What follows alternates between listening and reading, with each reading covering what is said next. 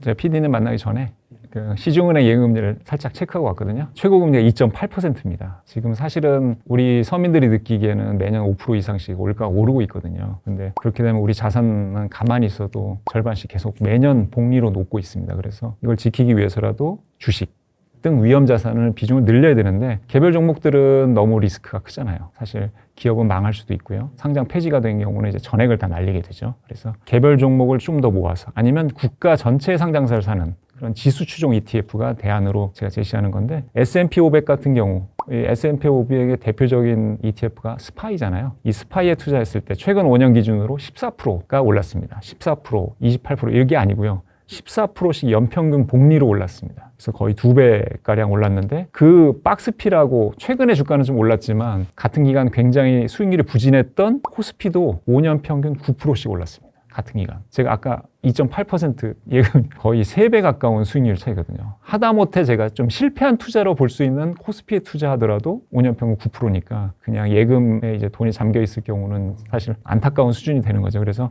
한국 지수에 투자해도 예금의 3배. 수익률이다. 이렇게 간단히 말씀드릴 수 있겠네요. 물론 과거가 모든 걸 말해주진 않습니다. 그렇지만 장기 투자 입장에서는 만약에 주가가 조금 떨어지는 거, 조정받는 걸 또 선호하는 분들도 있거든요. 계속 장기 투자하고 싶은데 주가가 계속 올라서 미국 투자하기 겁난다는 분도 있는데 뭐 하락할 때 이제 말을 지키시면 되겠죠. 근데 이제 리스크라는 건 본인의 성향이랑 맞아야 되기 때문에 그래도 예적금을 하겠다 하면 어쩔 수 없는 거고요. 그래도 일부 비중은 위험자산을 넣으라고 추천하고 있죠. 제 책에는 이제 종잣돈 1억, 그 다음에 10년의 기간을 생각했어요. 1억을 가만히 굴리는 건 아니고요.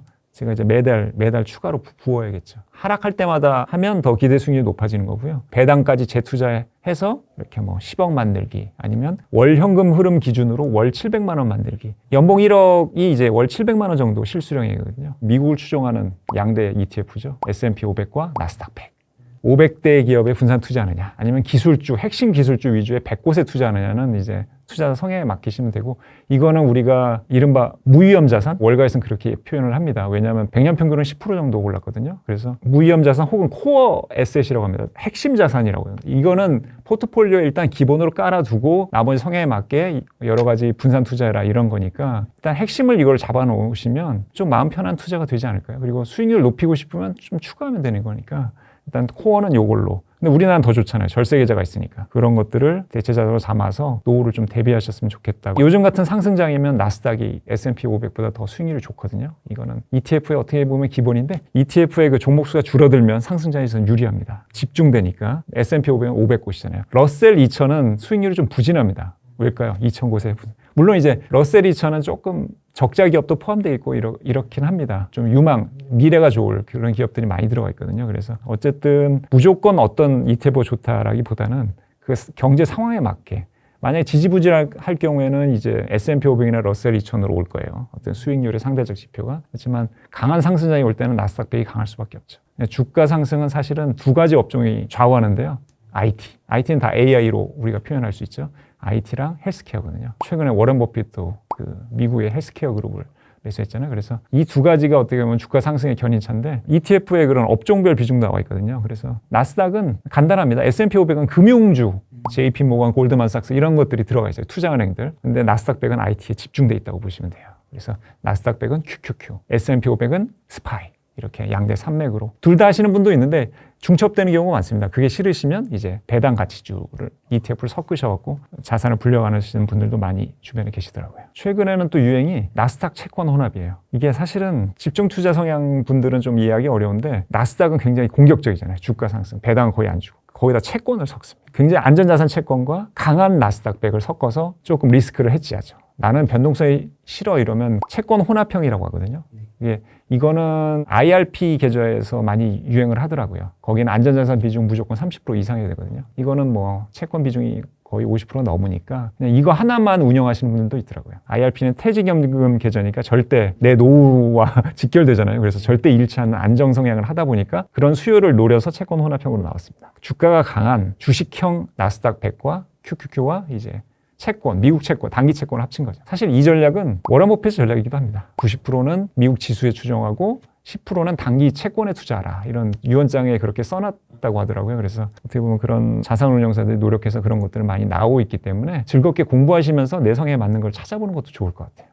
요즘 통화를 너무 많이 찍어내니까 통화 가치 하락을 방어하는 금, KRX 금 현물 ETF랑 미국, 그건 S&P 500이 될 수도 QQ도 될 수 있는데 어쨌든 미국을 담고 그다음에 코스피 200을 지수로 하고 일부 커버드 콜 전략을 하는, 그래서 이제 현금으로도 만들고 자산도 뭐 5억 이상 이렇게 만드는 그런 것도 있습니다. 그거는 월 현금으로 한 300만 원 정도 됐던 것 같아요. 금 ETF는 이제 배당이 없으니까 거기서 조금 약하죠. 아까에 비해서는. 근데 이제 커버드 콜이 있으니까 매월 분배금이 나오니 그렇게 하는 전략이 있습니다. 그래서 미국, 한국, 그다음에 금 이렇게 해서 조금 안전하면서도 분배금도 많이 나와야 되니까 커버드 콜을 하는데 이거는 좀 성향에 맞아야지 그걸 좀 더 천천히 가고 싶으시고 분배금이 중요하지 않으시면 QQQ랑 슈드는 이제 배당 가치 가장 유명했잖아요. 만약에 이제 AI 버블이 와서 미국 기술주들이 조정을 받으면 슈드가 또 뜨겠죠. 슈드 같은 경우 1년 기준으로 보니까 총수익률이 마이너스더라고요. 주가가 떨어졌으니까 분배금이 연 4% 나와도 최근 1년 기준으로 마이너스 3%포인트 정도입니다. 우리가 TSR이라고 하죠. 총수익률을 주가 플러스 배당 수익률 이걸 합쳐서 봐야 되거든요. 근데 슈드는 원래는 이제 분배금이 많이 나와야 되는데 분배금도 예상보다 못하고 주가는 오히려 떨어지니까 총수익률이 마이너스니까 슈드를 많이 떠나고 있죠. 제 증권회사에서 제 돈이나 고객 돈 다 날렸잖아요. 5년간. 그때 1999년 제가 신입사원 증권사 들어갈 때 1000을 넘었고 지금보다 훨씬 뜨거웠습니다. 지금의 3분의 1 수준밖에 안 됐지만 정말 많은 고객들이 찾아와서 그 당시만 해도 전화 주문 받아서 계약 체결하던 시절인데 그때가 꼭지였더라고요. 계속 5년간 근무하면서 코스피는 계속 내렸습니다. 그래서 제가 퇴사하는 시점이 코스피가 740.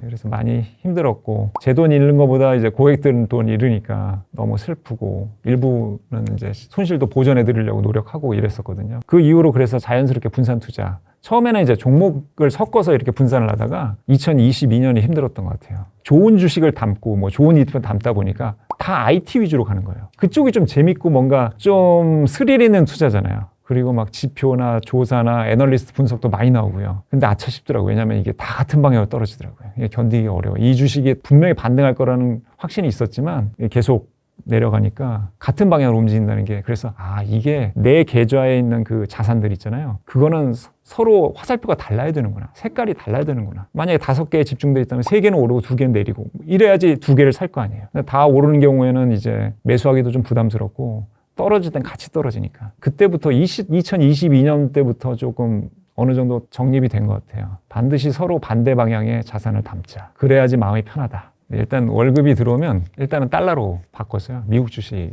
사고 뭐 ETF도 사고 이렇게 하고 있습니다. 예적금은 청약통장? 그것도 3% 나오더라고요. 시중은행 예금금리가 2.8%니까 최고금리가 오히려 지금 청약통장 그게 3.3%가 넘으니까 더 좋은 것 같고, 가급적이면 이제 예적금에 두지 않으려고 노력하죠. 제가 더 큰 자산이 많이 불어나면 증권사에서 실물 채권 그걸 사고 싶고 비트코인도 넣고 싶습니다. 왜냐하면 비트코인도 이제 정규 레거시 자산으로 인정을 받았기 때문에 요즘은 곰곰이 생각해봐도 비트코인이 막 거의 100배, 1000배 올랐잖아요. 그래도 안 샀을 것 같아요. 왜냐하면 제 자산에 담을 만한 그런 자산이 아니에요. 너무 위험해서. 심지어 지금 이렇게 오를 거라고 확신한 사람들도 그 변동성이 있을 때는 굉장히 힘드셨을 거예요. 그래서 그런 성향이 아니기 때문에 비트코인이나 채권 같은 경우는 양극단에 있지만 하나는 초고위험 자산이고 하나는 이제 안전자산이지만 채권 시장이 주시장이 6배 정도 크거든요. 채권 왕은 어마어마한 정말 자산들을 굴리거든요. 그런 정도의 레벨이 되기 전까지는 이제 조금 공격적인 투자를 통해서 자산을 불어나면 그때 이제 너무 자산이 커지면 이제 채권이나 비트코인들이, 근데 제 경우는 그런 것 같습니다. 우리가 우리 몸에도 사실은 안 좋은 걸 안 먹는 게 건강한 길이라잖아요. 뭘 먹어서 좋은 게 아니고. 투자도 비슷하거든요. 안 좋은 걸 안 하면 투자의 90%는 하신 거예요. 어떤 분들은 가만히 있기도 해요. 나는 이런 고평가된 주식시장에 들어오고 싶지 않다. 일단 가만히 계신 분도 있어요. 그 대표 주자가 이제 워렌 버핏이 일부 그런 의미로 해석할 수도 있겠죠. 현금 비중이 사상 최고치니까 박앤세일을 할 때 사겠다는 의도가 너무 보이잖아요. 그죠? 그분은 주식 투자를 그만두려는 게 아니에요. 고평가돼서 더 싸게 살려는 거거든요. 그러니까 주식시장이 계속 굴러간다는 투자 대가들도 그렇게 생각하고 있기 때문에 너무 성급하게 빠르게 부자가 되고 싶고 기대 수익이 너무 높아도 실패할 가능성이 높아지거든요. 그래서 기대 수익률을 낮추면서 겸손하게 장기 투자, 그리고 천천히 부자가 되는 데는 ETF가 최고의 대안이고 최고의 친구입니다. ETF를 표방하지만 실제로 그런 초고배당 ETF 같은 경우 레버리지에다가 이제 파생 상품을 조합하는 거거든요. 예를 들면 뭐 주식에다가 옵션 매도에다가 레버리지에다가 채권까지 넣어갖고 할 수 있는 건 다 끌어들여서 일시적인 수익을 배당금처럼 분배할 뿐입니다. 굉장히 특이한 형태의 금융상품이고 초위험한데 결국에는 뒷사람 돈 뺏어 주는 거거든요. 근데 사실 이런 구조가 많이 있습니다. 그래서 이거를 불가능하다고 보이지 않는 게 이미 그런 시작으로 금융시장이 돌아갔고 그래서 이런 것들이 버블의 어떤 시초는 되는 거죠. 그러니까 만약에 버블이 붕괴됐을 때 가장 먼저 타격을 받는 거거든요. 이게 사실은 리턴 오브 캐피탈이라고 해서 자본을 환급받는다고 표현하는데 결국 그냥 투자자들 돈 받아서 먼저 들어와 있는 사람은 돈 지급하고요. 그 ETF에 대한 인기가 시들해지면 이제 그 행렬은 끝이 나는 거죠. 그래서 우리가 다단계 할 때 보면 계속 사람들을 유인 모집하잖아요. 이게 지금 어떻게 보면 전통 금융 상품처럼 이렇게 딱 돼 있는데 사실 매우 위험하고요. 기본적으로 좀 만약에 그런 투자를 했다면 제가 떳떳하지 않을 거 아니에요. 뒷사람 돈으로 내가 수익을 봤으니까. 가장 좋은 거는 사실 우량주들이 계속 일을 해서 그 수익에서 배당이라든가 주가 상승으로 보답하는 게 가장 합리적이고 우리가 이해가 되는 구조잖아요. 이런 상품들은 솔직히 말씀드리면 이걸 만든 사람조차도 어느 순간 이해가 잘 안 가서 말이 안 나오게 될 거면 너무 복잡하게 하기 때문에 그래서 계속 새로운 자금이 유입되지 않으면 분배급 지급이 불가능하게 됩니다.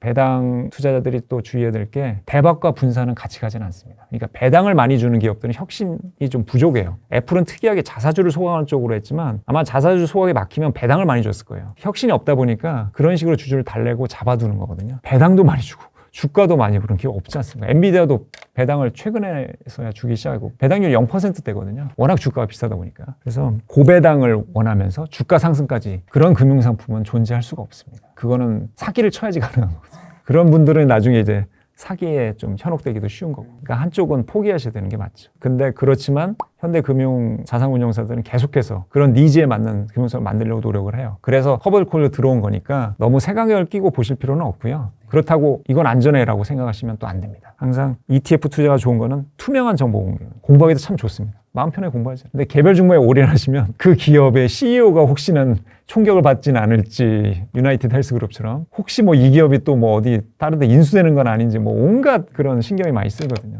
그래서 ETF로 마음 편한 투자를 하셨으면 좋겠어요. ETF 자체가 분산 투자되어 있으니까 ETF를 4개 이상 하는 거는 조금 지나치게 이제 수익률 자체가 떨어질 수 있겠더라고요. 그래서 한 3개 정도? 3개 정도 섞어서 두세 개를 섞어서 투자하면 어느 정도 마음 편하면서 자산도 불려가면서 분배금도. 그래서 하나는 아까 말씀드린 것처럼 나스닥 100과 같은 이제 IT 비중이 높은 ETF, 성장을 책임져 주는 거 하나 있고 그다음에 이제 분배금, 배당을 좀 고배당 ETF를 섞으시면 그러면 업종이 서로 섞이지가 않습니다. 거의 10중 8구 이런 데는 이제 금융이나 뭐 통신 비중이 높아요. 필수 소비재 이런 거 비중 높고 성장, 주가가 많이 오르는 ETF 같은 경우는 거의 IT나 뭐 헬스케어 이렇게 되는 거고요. 그 다음에 조금 뭐 인플레이션 걱정된다 그러면 원자재 ETF를 섞어도 되지만 대신에 뭐 아까 얘기한 금도 원자재에 속합니다. 그래서 요즘은 또 은도 뜨겁더라고요. 그런 귀금속 관련 ETF를 일부 섞으시면 좀 인플레이션도 방어하고 주가 상승도 책임지고 분배금까지 챙길 수 있는 일석삼조가 될 수 있는 그런 ETF 조합들이 책에 좀 소개되어 있으니까 그대로 하시라는 뜻은 아니고 그런 책을 정독하시면 자신만의 방법이 생길 거예요. 장기 투자를 하시려면 본인이 확신이 있어야 돼요. 누가 하라는 대로 한다는 거는 힘든 플레이입니다. 그래서 일단 소비를 절약하면서 이렇게 자산을 일단 만들고 그 종잣돈을 통해서 씨를 뿌려서 좋은 열매를 맺으려면 좋은 곳에 투자해. 땅이 좋은 곳에 씨를 뿌려야 되잖아요. 어떻게 보면 뭐 그런 농부의 마음 미리 수확하지 마시고 좀 기다려주는 그런 투자를 하시면 주변 사람들한테 내가 떳떳하게 내 계좌를 공개했을 때 너무 훌륭한 딱 봐도 그 이름에서 나오잖아요. 이분이 어떻게 분산 투자를 했는지가 다 보이잖아요. 그러니까 어떻게 보면 내 명함이다 생각하고 투자하시면 고성장, 그러니까 빠른 속도로 투자가 되고 싶은 그런 마음들을 좀 억누르시고 마음 편한 장기 투자 그리고 제가 소개했던 그런 여러 가지 지표들 있잖아요. 그런 것들이 우량한 그런 ETF들을 선택하시면 진리는 가까운 곳에 있습니다. 그래서 굳이 멀리서 찾지 마시고 사람들이 정답이라고 유튜브에서 많이 얘기하잖아요. 그런 것들이 대부분 진리에 가까우니까 그 중에서도 특정 ETF 같은 경우는 내 성향에 맞는 것들을 섞으시면 될 것 같아요. 배당은 이제 기업이 돈을 벌잖아요. 상품 뭐 100개를 팔았다 그래서 그게 매출이 되는 거잖아요. 그 매출에서 모든 비용 빼고 남은 순이익, 세금까지 낸 다음에 남은 마지막 순이익에서 거기서 배당을 주는 거거든요. 그래서 순이익률이 중요합니다. 순이익률이 높으면 순이익률 기울기가 가장 이렇게 꾸준히 상승하는 기업들도 있습니다. 그런 기업들은 무조건 배당이나 자사주 소각 같은 이제 주주환원을 높이겠죠. 그래서 순이익률을 주주환원 기울기라고 저 스스로는 판단하고 있거든요. 그래서 그렇게 되면 자연스럽게 배당도 꾸준히 오릅니다. 그리고 이제 배당 성향이 있는데 배당 성향은 이제 순이익에서 배당금을 뜻하는 그런 배당 의지거든요. 이것도 좋아야 합니다. 사실은 워런 버핏의 투자는 ROE에서 시작됐다는 말도 있거든요. 자기 자본 이익률. 한정된 자본을 가지고 얼마나 사업을 잘했느냐. 사업을 잘하면 주주한테도 잘합니다. 주가가 오를 테니까. 대표적인 기업이 애플이겠죠. 애플은 그런 정도의 크기 기업으로는 달성하기 어려운 100% 이상의 ROE를 내고 있거든요. 사실 ROE는 15%만 넘어도 좋은 주식이라고 평가를 받습니다. 근데 애플이 100% 넘는 거는 이제 분모, 자사주를 계속 소각해요. 번 돈으로. 저는 이게 맞는 건지 잘 모르겠어요. 번 돈으로 자기 자본을 줄여서 ROE를 계속 높이는. 그러면 이제 ROE를 보고 하는 투자자들만이 계속 돈이 들어오죠. 애플은 혁신이 없다고 하지만 자금은 계속 들어오고. 주가도 AI 시대에 뒤쳐져갖고 끝난 줄 알았는데 거의 다시 또 많이 회복했더라고요. 참 독특한 주식이긴 합니다. 근데 애플도 결국 배당을 주거든요. 적지만. 그래서 투자의 기본은 배당이고 배당 ETF가 기본이라고 생각하시면 돼요. 안정성을 극도로 낮추는 지수 추종 ETF 같은 경우도 배당은 나오니까 그거는 이제 주로 자산 투자가들이 하는 거지만 어쨌든 여러 지표들을 보시면 자연스럽게 좋은 ETF로 선택을 하게 됩니다. 이제 배당주 같은 경우에 분배율을 이제 리스크로 보시면 되거든요. 제가 최근에 이제 플러스 고배당주 오늘 아침에는 체크해봤더니 4.3%입니다. 아까 말씀드린 뭐 100%, 뭐 10% 이상 이런 건 아니죠. 그래서 그냥 단순히 고배당주, 배당을 좀 많이 주는 편? 이렇게 표현하시면 되겠네요. 그래서 커버드 콜 전략이 없는데 10% 넘는다 그러면 좀 의심해 봐야 되죠. 그런 종목들은 반드시 무슨 팔란티어, 뭐 엔비디아, 3배짜리 뭐 이렇게 들어가는 거죠. 그래서 그러니까 파도가 출렁출렁이는 그런 주식이나 어떤 기초 지수에다가 거기다 레버리지를 섞어서 분배금을 주는데 사실 모든 금융상품은 심플한 게 최고입니다. 단순한 거. ETF는 복잡해 보이지만 사실 종목을 여러 개 넣었을 뿐이지 굉장히 단순하잖아요. 내가 이런 성향에 있는 종목들을 500개를 묶었어, 100개를 묶었어, 아니면 뭐 특정 업종 테마라면 뭐 한 30개 묶었어. 수가 많은 거지 어려운 건 아니거든요. ETF는 굉장히 단순한 거고 그냥 펀드와 주식의 모든 장점을 섞은 거다 이렇게 보시면 되는 거거든요. 그러다 보니까 개별 종목보다 수익률은 떨어지지만 어쨌든 배당률을 리스크로 볼 수 있다면 안정적인 지수 추종 같은 경우는 0에서 1%, 0% 됩니다. 스파이나 뭐 QQQ 이런 것들. 그러니까 그런 리스크로 보시면 돼요. 그래서 적당한 거는 3에서 5% 그런 게 고배당주면서 그 괄호치고 안정형 이렇게 말도 담을 수 있는 거죠. 근데 말씀드린 고배당 ETF 플러스 고배당주 같은 경우는 올해 주가가 아주 좋았잖아요. 최근에 조정받고 있지만 그런 것들은 이제 자금이 많이 몰리다 보니까 어떻게 보면 이상현상이거든요. 배당을 주는 ETF가 그렇게 IT 테마 ETF처럼 그렇게 많이 오른 거는 그래서 오히려 이렇게 많이 올랐으니까 많이 떨어지겠지 하면서 대기하는 자금들도 꽤 있어요. 플러스 고배당주 일단 이름값이 유명해져서 시가총액이 1조가 넘었거든요. 그래서 이런 것도 1조 클럽 ETF라고 하는데 앞으로도 계속 아마 인기가 높을 것으로 보이니까 종목들 보면 다 은행, 현대기아차, 통신사 이런 것들이 들어가 있거든요. 그래서 배당을 많이 주는 다소 얌전한 기업들이니까 그냥 성숙한 기업이라고 표현하거든요. 이런 기업들에 투자하면 이제 배당을 안정적으로 받는다. 그런 감을 한번 잡아가는 것도 괜찮습니다. 이런 투자를 해보면. 그다음에 일단 5년 평균 배당금 인상률을 보셔야 돼요. CAGR이라고 하는데 연평균 복합 성장률이거든요. 그게 웬만한 사이트에는 무료로 제공되고 있습니다. 5년 동안 주가가 많이 한 바퀴 도는 그런 사이클이거든요. 그래서 5년 평균이 중요합니다. 그래서 5년 평균 한 10% 이상이면 좋은 배당 성장주라고 하죠. 그러니까 왜 미국에 투자해야 되냐면 미국은 그런 이상적인 기업들이 있어요. 주가도 많이 오르는데 배당도 10% 이상씩 매년 올려주는 기업들이 있습니다. 사실 오너 기업에서는 이 기업이 내 거야 생각하면 그런 판단을 내리긴 쉽지 않죠. 왜냐하면 경영자들이 주주환원을 통해서 어떤 경영 성과를 판단받으니까 미국에는 그런 기업들이 많아요. 주주나 잘 못하면 잘리고. 근데 우리나라 그래서 사실 상법 개정 쪽으로 많이 간 거잖아요. 주주들 좀 더 신경 써줘라. 너무 오너랑 직원분들만 신경 쓰지 말고. 이게 사실 트레이드오프 관계니까 직원이나 오너의 어떤 그런 경쟁력을 높이기 위해서 이익잉여금으로 쌓아두다 보면 배당률이 떨어지고 주주환원이 낮으니까 외국계 투자자들이 안 들어오거든요. 그럼 주가도 계속 지지부진하고. 사실 오너 일부 기업들은 그런 걸 원할 수도 있습니다. 왜냐하면 내가 자식한테 물려줘야 되는데 주가가 너무 비싸면 상속세가 급증하잖아요. 그래서 낮은 상태에서 물려주려고 일부러 이제 그런 거는 이제 안 통하거든요. 모든 정보가 투명해졌고 이제 글로벌 자금들이 많이 국내 시장에 들어오기 때문에 그리고 정부도 주주 환원을 높이라고 계속 압박하잖아요. 지금 일단 제일 최전방에 서 있는 데들이 이제 금융사들, 은행들이 되겠죠. 거기들은 이제 어떻게 보면 정부의 인허가권을 받아서 이제 장사하는 곳들이니까 가장 주주 환원을 높일 가능성이 높아서 이제 올해 주가가 많이 올랐죠. IT 기업들처럼 그런 주주 환원율의 어떤 상승 추세, 5년 평균 배당 성장률이 될 수 있겠죠. 기본적으로는 돈을 잘 벌어야 되니까 매출 성장률도 체크를 하시는 게 좋고 CEO도 보실 필요가 있습니다. CEO가 주주 친환경인데 뭐 그런 것들도 보시면 되겠네요.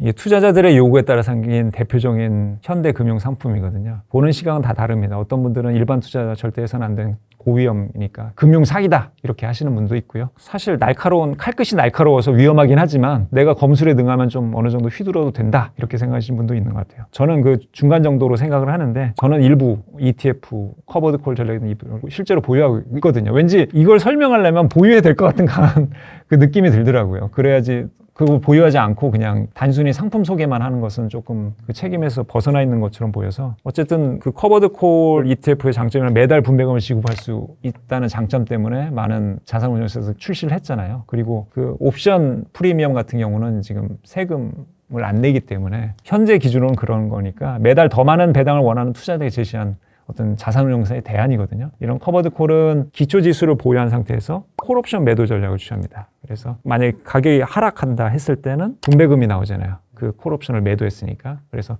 손실을 일부 보전한다 하지만 상승할 때는 비중이 중요한데 어쨌든 콜옵션 그 비중이 있는 경우 같은 경우는 그만큼 상승분을 포기하는 거예요. 그래서 이제 교과서적으로 표현하면 커버드 콜 전략은 주가 상승기에 불리하다 이렇게 표현하는 거예요. 왜냐하면 옵션 을 행사했으니까. 우리가 ETF도 자산으로 운영하잖아요. 그 자산이 한정돼 있기 때문에 주가 플러스 뭐 콜옵션 이렇게 전략이 있으면 그 비중에 따라서는 그만큼 상승분은 포기하는 거죠. 이런 경우는 반드시 이제 콜옵션 매도 전략이 비중이 몇 %인지 그걸 확인하시면 돼요. 그것도 다 공개가 돼 있으니까 그러시면 되는데 그게 뭐 ETF마다 다 다른데 제 책에는 이제 디보와 제피가 소개되어 있습니다. 이거는 콜옵션 매도 비중이 약 50에서 70%거든요. 변동성을 어느 정도 좀 완화해 주면서 안정적인 분배금을 주는 그런 형태고요. 총 수익률 아까 말씀드린 배당 플러스 주가 상승이 어느 정도 균형을 이루게 됩니다. 슈드 같은 경우에 의존했으면 지금 마이너스잖아요. 근데 이거는 만약에 그렇게 지지부진할 때는 매달 분배금이 나오니까 그걸로 좀 버텨라 그런 의미거든요. 근데 이제 뭐든지 과한 게 위험합니다. 콜옵션 매도 비중이 100%인 ETF가 있어요. 대표적인 QYLD랑 뭐 XYLD 이런 것들은 프리미엄 월 분배금이